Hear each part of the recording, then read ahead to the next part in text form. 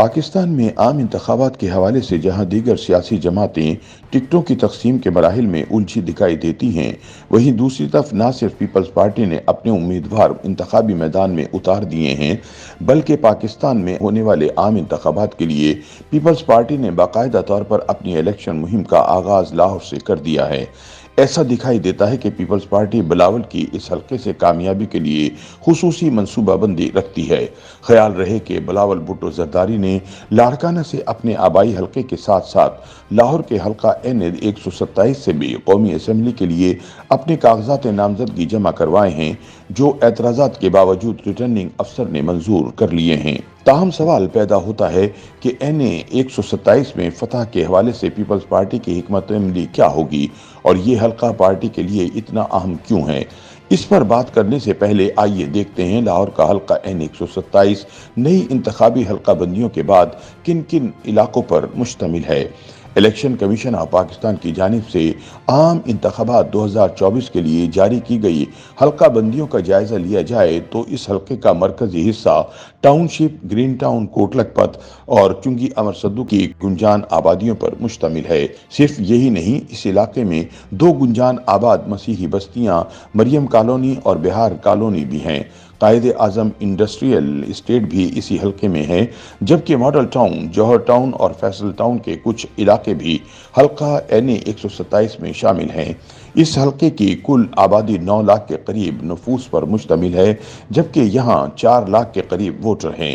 اس بات کو سمجھنے سے پہلے کہ پاکستان پیپلز پارٹی نے آخر بلاول بھٹو زرداری کو اس حلقے سے میدان میں کیوں اتارا، اس حلقے کی سیاسی تاریخ پر نظر ڈالنا ضروری ہے۔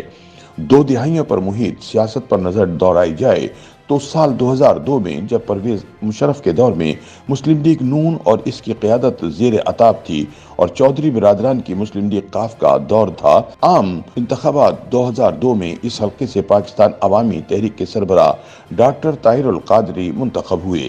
انہوں نے قاف لیگ کے اس وقت کے امیدوار عبدالعلیم خان اور نون لیگ کے نصیر بھٹا کو شکست دی تھی۔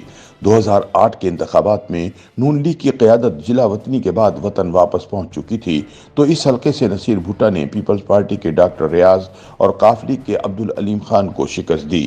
اس طرح 2013 اور 2018 کے انتخابات میں یہ سیٹ نون لیگ کے پاس رہی۔ تاہم 2018 میں حلقہ بندیوں میں تبدیلی کے باعث اس حلقے کا نمبر این 133 ہو چکا تھا اور یہاں سے مسلم لیگ نون کے لاہور کے صدر پرویز ملک منتخب ہوئے تھے۔ سیاسی اور انتخابی تجزیہ کار افتخار احمد بتاتے ہیں کہ 2021 میں پرویز ملک کا انتقال ہوا تو ان کی خالی نشست پر ہونے والے ضمنی انتخابات میں ان کی اہلیہ شائستہ پرویز ملک نے حصہ لیا۔ اس حلقے میں پیپلز پارٹی کے 22,000 ووٹ تھے۔ پیپلز پارٹی نے اسی کو دوبارہ واپس لینے کے لیے اسلم گل کو شائستہ پرویز کے مقابلے میں کھڑا کیا۔ زرداری نے اس الیکشن میں بہت دلچسپی لی۔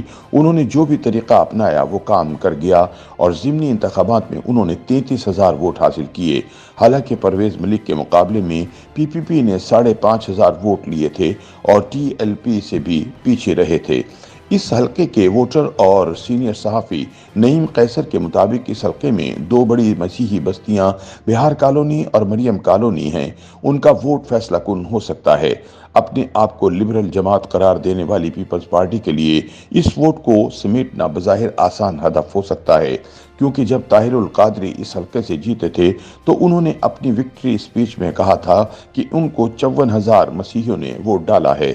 اقلیتی برادری کے ووٹ کے ساتھ ساتھ دوسرے فیکٹر بھی ہیں۔ افتخار احمد کہتے ہیں کہ ضمنی انتخابات میں زرداری فارمولہ کامیاب ہونے کے بعد اسی وقت ہی فیصلہ ہو گیا کہ بلاول کو لاہور سے اس نشست پر الیکشن لڑوایا جائے گا۔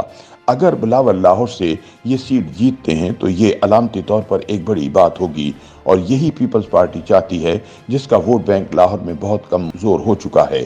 2018 کے انتخابات میں تحریک انصاف کے اعجاز چودھری نے اس حلقے سے 77,000 ووٹ لیے تھے، تاہم وہ پھر بھی 12,000 ووٹوں سے نون لیگ کے پرویز ملک سے ہار گئے تھے۔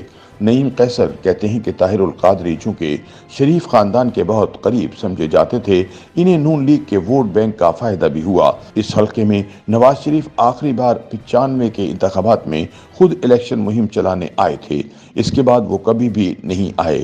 लेकिन उनका उस वक्त का वोट बैंक इस इलाके में मौजूद है और जिस किसी को भी नून लीग की टिकट मिली वही जीता। मुस्लिम लीग नून की तरफ से अभी तक इस हलके में किसी उम्मीदवार का तयन नहीं किया गया। ताहम ऐसी इतलात आ रही हैं कि नून लीग के अताउल्लाह तारड़ साल 2024 के लिए मुस्लिम लीग के उम्मीदवार होंगे।